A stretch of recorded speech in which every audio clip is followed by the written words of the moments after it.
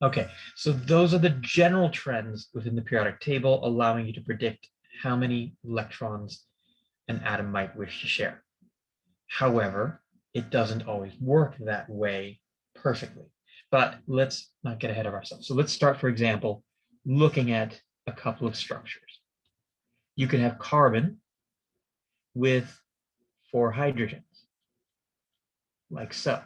So you would have carbon in the center and 4 hydrogens attached to it, like this. And since each line represents a pair of electrons here, carbon has 2, 4, 6, 8 electrons that it has in its outermost shell.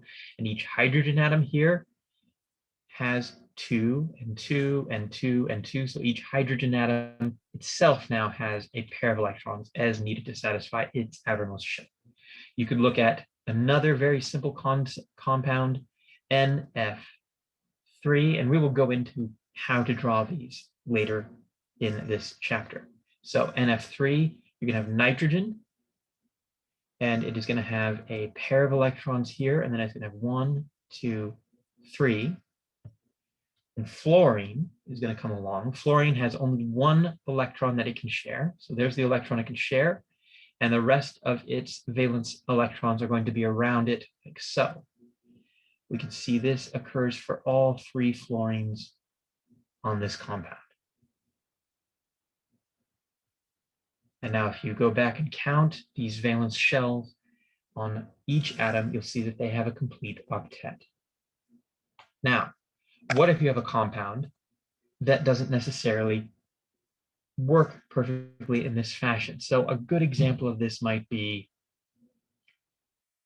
oxygen, diatomic oxygen. So here, O2, you come along and you've got oxygen, and let's put the valence electrons around oxygen on its Lewis dot diagram, and we'll do another one for another oxygen here. Now, we can link these electrons here in a bond, but the next option we have to do is link these here in another bond as well. Now, what that actually ends up looking like is this is now 2 bonds between the same atoms. So you end up with an oxygen-oxygen double bond, like so. You end up with multiple bonds when you have valence shells that still need to be filled and electrons that still need to be shared there as well. So let's look at a couple of other options like that. N2 is another example. So here, nitrogen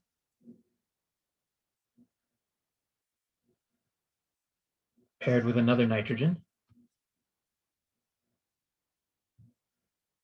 Here, we have a pair of atoms that can be brought together to form 1 bond, another bond here, and another bond here to give you nitrogen triple bonded to nitrogen.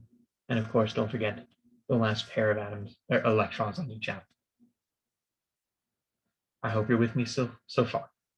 As you can see, there are single bonds, double bonds, and triple bonds, which you have read about in your reading.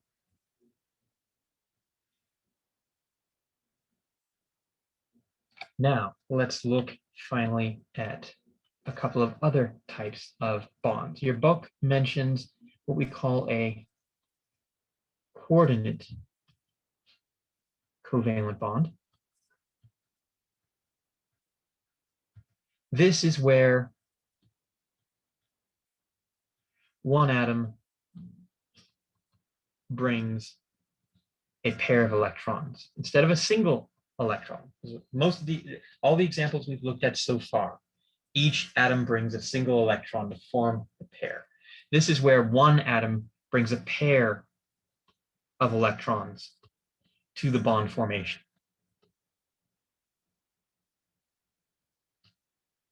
An example of this would be if you have nitrogen with 3 hydrogens on it, like so, and a lone pair. And it interacts with a hydrogen ion. Now, this hydrogen ion has no electrons around it. It's got an empty valence shell. This pair of electrons is then shared with that hydrogen ion to give you this actual polyatomic ion that you've probably seen before, or you should have seen before now. This is ammonium, NH4+. There's the structure of our ammonium ion. It's actually formed through a coordinate covalent bond where the ammonia molecule brings the electrons to the bond formation through the coordinate covalent bonds formation to give you ammonia. All right, let's stop here.